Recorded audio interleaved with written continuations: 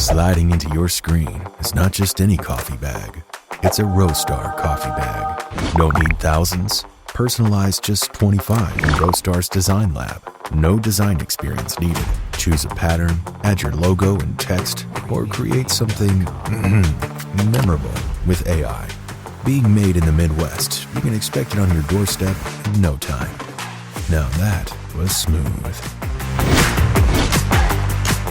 Division thing, and then but more about like this store and how it's different. Yeah. Moving into Nevada. Yeah. Lots to say about that. Yeah. Yeah. Well, Okay, that could cover the whole episode. Yeah, absolutely. Well, it's very leisurely.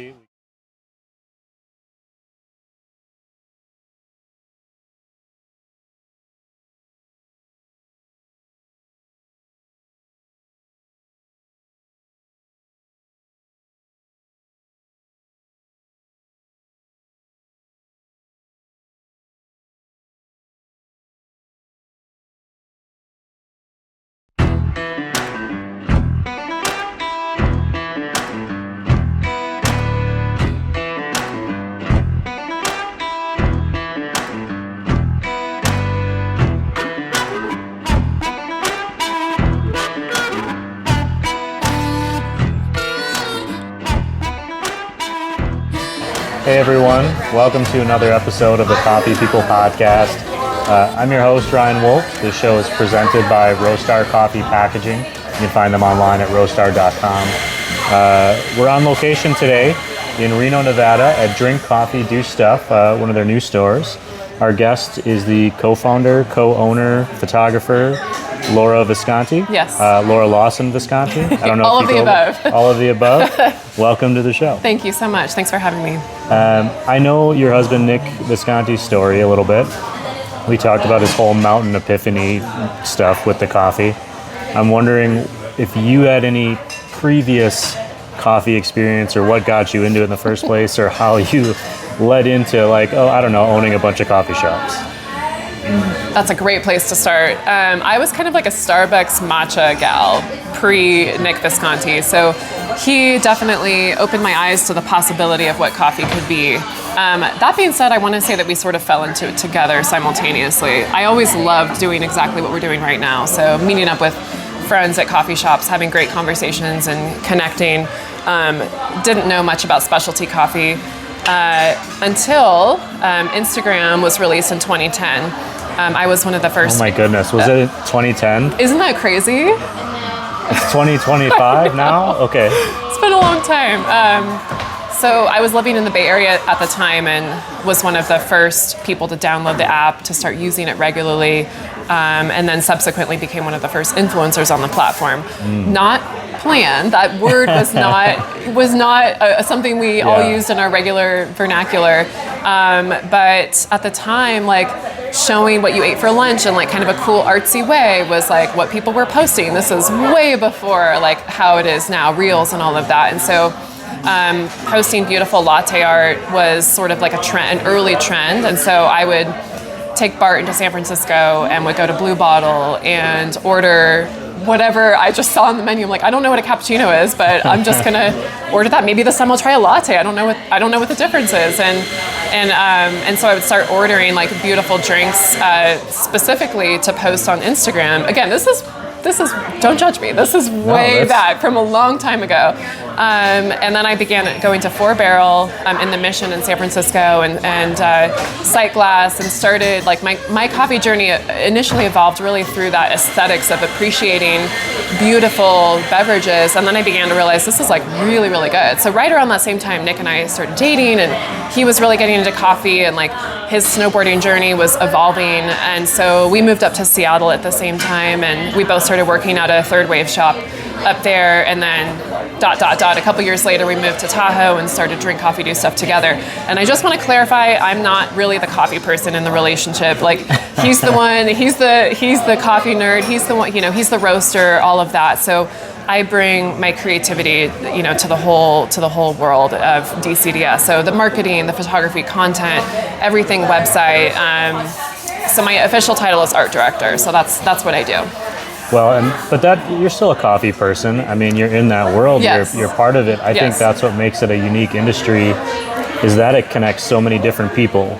whether you know how Absolutely. many total dissolved solids are in your coffee or not Right. doesn't mean you're not a coffee Totally. person. Right. If you've ever been to a cupping or a latte or a throwdown, Yeah. I enjoy the people watching at those events because it really does attract people from all these different walks of life, and there's not necessarily a commonality or common denominator between them other than appreciation for really Yeah. good coffee, which is cool. It's like any other, I would say, niche like hobby, except it's not niche. Like 98% of the world Yes. loves coffee. Yeah. But there are people who really love a very specific part of it. And I like that coffee shops can be a melting pot of all those different people. Absolutely. Someone just grabbing a coffee on their way to work, somebody who wants to get nerdy about it, this place has been a line out the door since I got here like hours ago. We're talking about Yeah. photography and art directing and the viewpoint. I want to just kind of reference quickly, you have a degenerative vision disease. Yes. I think I got this right. Retinitis pigmentosa. Wow, that was that great. right? A+, Off yes. the top of my head. RP for short. That's a RP? little easier, Okay. yeah. But what it means is eventually blindness is potential, right? Yes. And it's been affecting you for most of your adult life. Yep. Great. I got all the details. I did a little research Yeah, today. yeah, absolutely. How has that impacted your, I don't want to say ability, but how has it changed how you approach art and creativity? And if that relates back to drink coffee, do stuff, great. But if not, Yeah. how does it change your Yeah. day-to-day? That's a great question. So I was diagnosed with RP while in art school in Laguna Beach in Southern California. At the same time, the same year actually, that Instagram was released. So again, I hate to keep bringing up, Instagram, but at the time it was such a huge part of my journey and my story. So I was a painter, still am a painter, but a lot of my self-expression came from the fact that I could no longer drive. I was diagnosed with this incredibly rare degenerative condition, and I, at the age of 22, had to give up my driver's license, start taking public transit. I had always ridden a bike, but had to start using a bike for transportation, which at the time I begrudged, and now I truly love, which is funny how that happens. It gets after Yes, you. Yeah. I started running. I'm now a trail runner. Running became literally a way of getting from point A to point B. I started walking everywhere. And so what's the best camera that you have with you the best camera they say is the one you have with you. So my iPhone was with me, and I started documenting, the things I saw on my journeys. Maybe I was going to the nail salon or going to the local coffee shop, and that used to take 5 minutes. Now it took 20 or 30. And so I had all this time to sort of like pray and meditate and sort of put myself through therapy sessions of what this new normal was going to look like. And so I would document those journeys on my iPhone and post those moments on Instagram. And so photography quickly became an escape for me, a way of documenting what I was going through. And so, of course, it started on the iPhone, and then I eventually got a camera and started shooting. And it's just crazy when you look back on, that was such a painful point in my life and such a turning point, but like so much good has come from that. And it's just super cool because like it's so hard to even imagine like what my life would look like today if it weren't for that journey.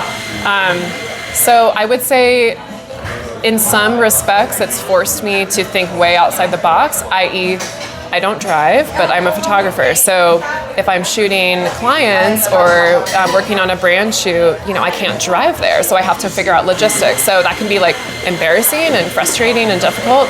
My husband, Nick, and I work really close hand in hand. So he, if you talk to him for, let's say 10 minutes, at some point in the conversation, he's going to reference how much he drives because we're the opposite. He has to drive a ton and all over the place, and then I have to rely on him. So we've had to really orchestrate our business, our life, our schedule, where we live, the way we raise our kids, based on the fact that I have this impairment, and it really prohibits a lot of things in my life, and then it brings about a lot of really cool opportunity too. And so the way that's affected art, I'd say it's more logistics than anything. I still see well enough to paint or to draw or to shoot photos with a camera.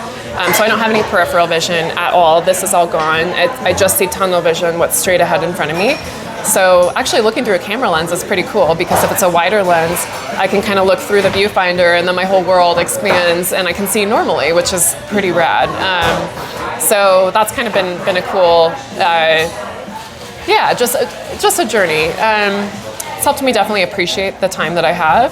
Thankfully, my condition is progressing really, really slowly. Some people with my condition progress really fast, and there's not a rhyme or reason as to why that is. My doctor at UCSF is like, I don't know what you're doing right, but keep doing it. You're doing great.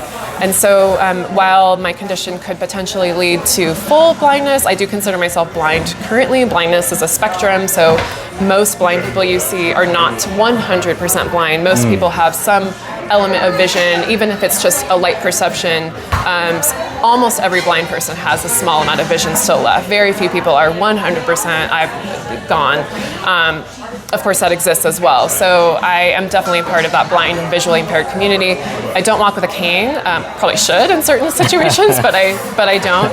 And so it's really, it's like hard to even tell that I am visually impaired, and I do fall into that category. So I don't even really talk about it that much, because it's like I try to not be defined by it, right? Or let it affect what I can and can't do. Like I said, logistically, it does make life more challenging, particularly now that I'm a mom and have kids. There's been some adjustments and some coordination that has to happen. Flexibility. It affects my business dramatically. There's a lot that I cannot do. Let's say they're low on change and they need someone to run to the bank and get change. Well, I can't necessarily do that. Or they're out of milk and they just need someone to run to the grocery store and pick up a couple gallons of milk before the milk delivery arrives that day. I can't do those things. So I can't, it's sort of robbed me in some respects of feeling like a true business owner, but in other, so I feel like I have to almost compensate, let's say, for what I can do, but also I think that's really cool, because I think a lot of business owners feel like they wear way too many hats, and so they have to do all these different things, and it's really forced us to really not dissect, but determine, okay, you do this, our business partner does this, Nick does this, our managers do this, and everyone has their role. And it's worked out really, really well for us, so we're grateful for that. I've had so many kind of thoughts running through my head. So I was a non-driver with the rare cross-country road trip exception for a long time. With your condition, and then just the idea of being someone who's a daily commuter, the idea that you would live somewhere that is, say, walkable, or a smaller community, or you could get somewhere, would be appealing. It's appealing to me just as a person. Yes. A biking community, I love that idea. But instead, you guys have gone the other way, and you're expanding across state lines, California, Nevada, multiple mountain cities. ranges, yeah. Mountain ranges. Yeah. What made you guys decide to make the leap from the California locations, of which I think there's, not including the Raley's locations, 3, right? Yeah, so we've... here in Reno. Yeah, so really, really good question. So we're currently sitting in location number 4, which as of today was opened about 6 or 7 weeks ago. Location number 5 is also coming to Reno later this year. So we're working on that one currently. That will also be a roastery, which will be rad. So yes, we initially started the roastery in Truckee in California. Our first retail physical brick and mortar shop was in Incline Village, which is Nevada. Then we opened a downtown Truckee, which is California, South Lake, which is California, then here in Reno, Nevada. So Tahoe is a really interesting place and very challenging from a business operating perspective, because health permitting works differently. I'm sitting, that's just my stuff, but feel free to move it. Yeah. Yes. Do you want me to grab it? Please do, yes. Love your guys' brewery, by the way.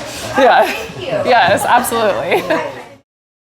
So, yeah, really challenging. Health codes are different. We're talking multiple states, we're talking multiple counties, multiple cities, and everyone has a different, thing that they're looking for that they need. So thankfully, when we were opening shop number 4, this one, we sort of knew, okay, health is gonna want to see this, this, and this. So we had it pretty dialed, and thankfully there wasn't a lot we needed to change by the time the health inspector came. But more so from a broader, big picture, it definitely presents a lot of challenges, but it's so rad and so unique too. And there's just not, now there's more coffee happening in the Reno Tahoe region, but when we started DCDS in 2017, there wasn't as much. And so we saw ourselves kind of filling that niche of the third wave specialty roaster, roasting at altitude in the mountains. Nick is from Truckee, so for him it was like a no-brainer. I didn't really have a say in the matter, actually. It was like, we're gonna come to Tahoe and we're gonna start drink coffee, do stuff there. And it really does connect with the lifestyle, of course. You know, people drink coffee and then they get on their mountain bike, they get on their wake surf, whatever it is, and they go do stuff. So yeah, of course that's been challenging for me in my situation, which is super unique. But the business itself has just massively like blown up and done so well here. We're so grateful for that. We're so grateful for every customer that comes in, and it still really blows us away actually how well people receive the coffee and love it. This location in particular is a little different because it's not tourist dependent, I don't think. Correct. So I mean, I know it's new, but have you seen that difference? Because the locations I've been to previously on the other side, it seems like, yes, there are locals, but there's also a lot of people who are just there for a weekend or a day or an event or gambling at the casino. Absolutely. Or whatever, right? Yes. But this feels like if the neighborhood doesn't like you, it's a different experience. Very much so, and that's a great question. So yes, we were pretty nervous opening this location. We're in a strip mall. Now it's a nice strip mall. It's a beautiful strip mall, but there's not. I wouldn't have called it a strip mall. Well, I would have called it a shopping community. Shopping center, yeah. Strip mall might be harsh, but shopping center, and there's not visibility driving by, right, to see the sign. So I did see your A-frame though. Thank you. When I pulled in. Thank you. That is saving our butts right now, I think. Yeah, absolutely.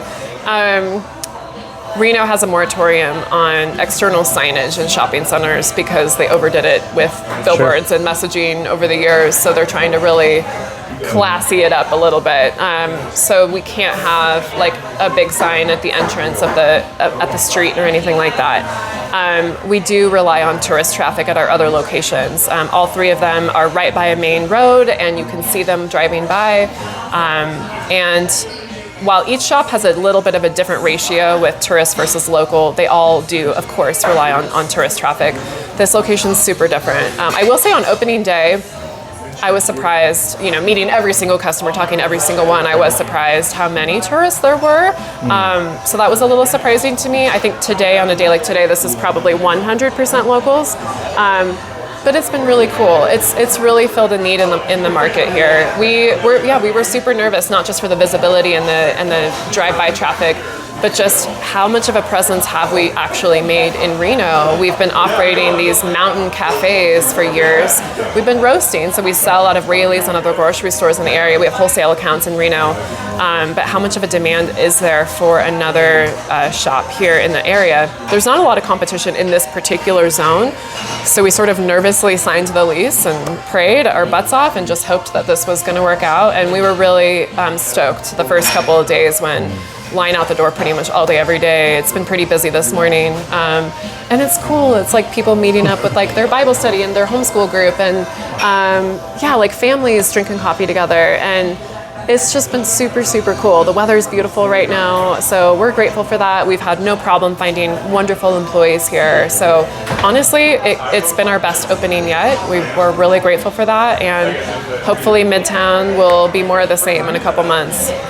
The idea that there wasn't a competitor kind of in this zone, as you mentioned it, like it's like this weird thing where like, oh, opportunity, but also, is there a reason? Like, yes. What do we do? So you're like the first, you're kind of breaking the wave the way you did over there, which kind of leads me to, you mentioned your mom, and we've been talking a bit about being adaptable and flexible. How do you manage working with your spouse so closely, also taking care of a kid who probably depends on you, I'm guessing little? How do you work all of that together and just manage the emotion of it? I would think that like you have like opening businesses, like we're in a place where you could slow down, like just take a break and sit by the lake, right? In theory. But you guys are going you're going the other way with it. And so you have these multiple worlds. How do you manage all of those emotionally, I guess? Man, ask me again in a year and I hope I have a really good answer for you. I feel like we're in the thick of it right now and kind of evolving our family and business strategy. I don't want to say day by day, but like season by season, it's an evolving conversation of the best way to operate. For a period of time, all Nick and I did was talk about work because it didn't feel like work. It felt like, I don't want to say a hobby, but a passion, like something we truly loved that we were building from the ground up. I mean, on our honeymoon 12 years ago, he started talking about opening a coffee shop. And from that point on, it's been a part of our daily conversation. And so it used to be just something we talked about constantly, and there was really no hard line. And then I want to say maybe 2 years ago, he decided he needed a stronger boundary in our marriage and our family life.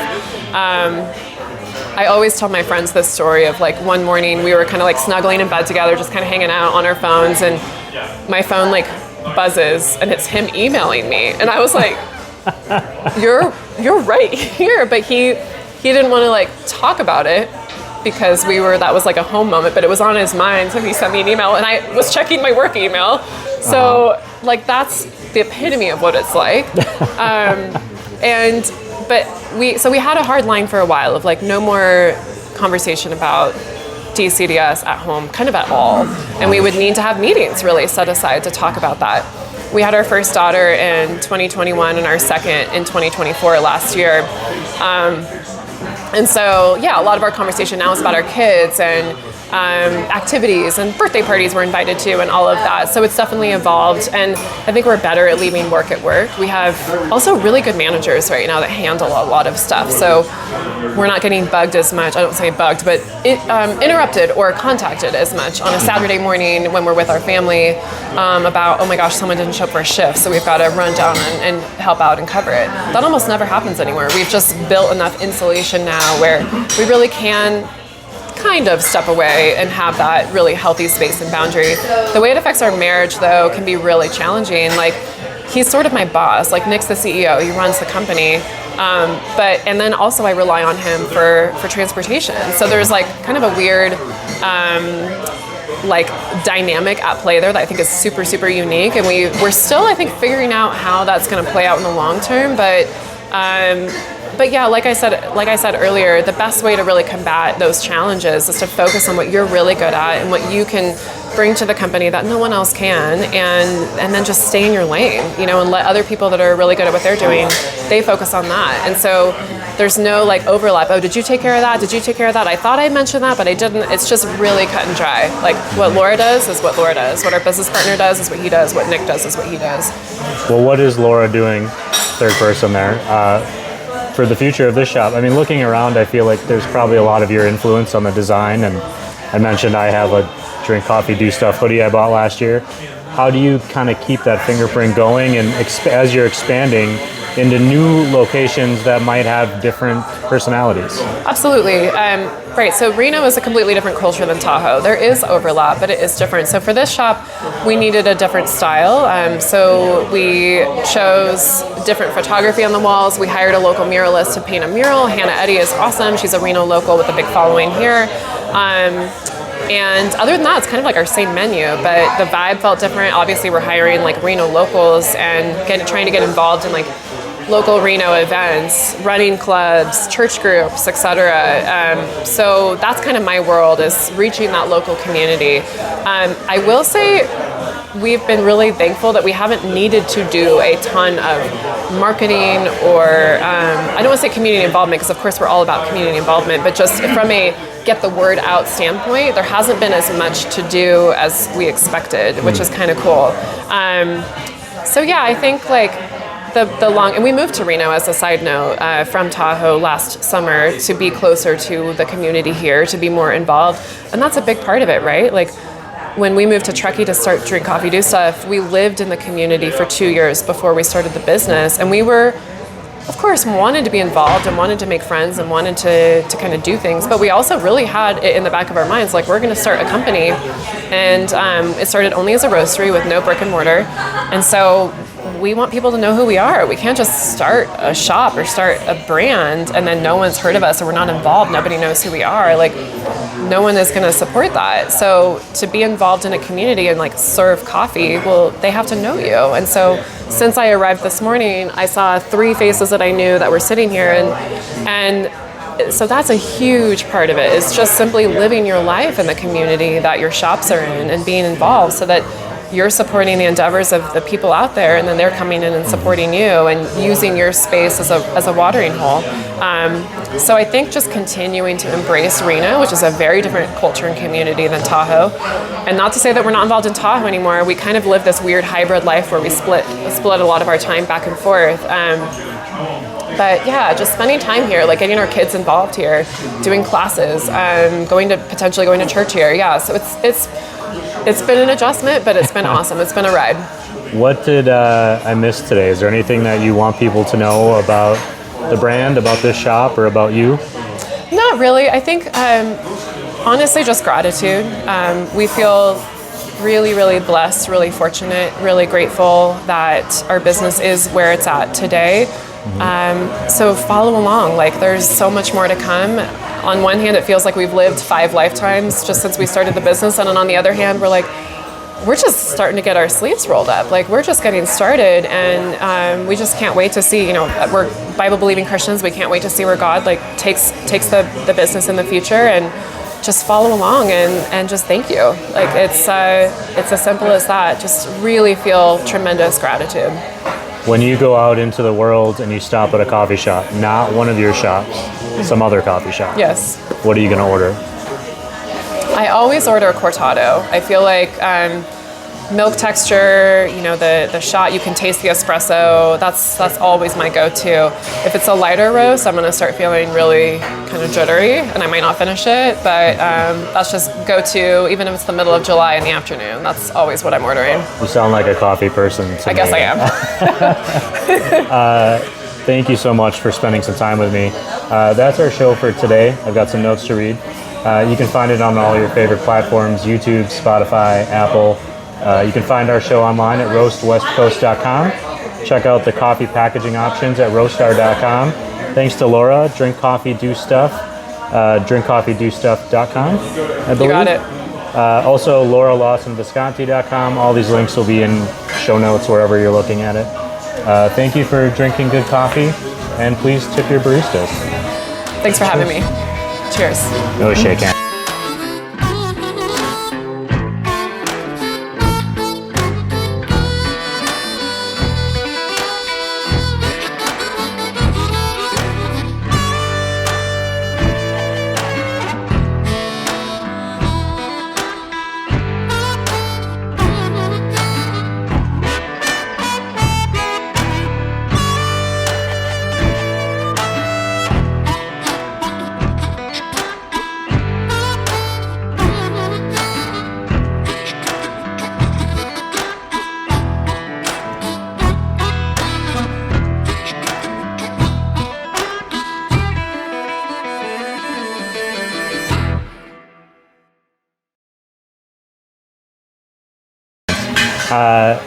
You have much better posture than I do. Posture? Yeah. Like actual sitting posture? Yeah, like I could tell you sit straight up, and I'm just trying not to just slouch. It's very intentional because I'm in physical therapy, chiropractor, they always tell me that, because I'm mostly computer. Yeah. That's funny. I am in all of those as well, but it still doesn't help. I mean, yeah. I texted my physical therapist yesterday and just said, just so you know, this is my 2nd day in a row sleeping on a wooden platform in the car. So sorry, but yeah. Also, the goo in my back isn't working again. How do I fix it? Right. Yeah, anyway. That's funny. Well, that was fun. Thank you for making it happen. It was not too painful. Oh no, it was great.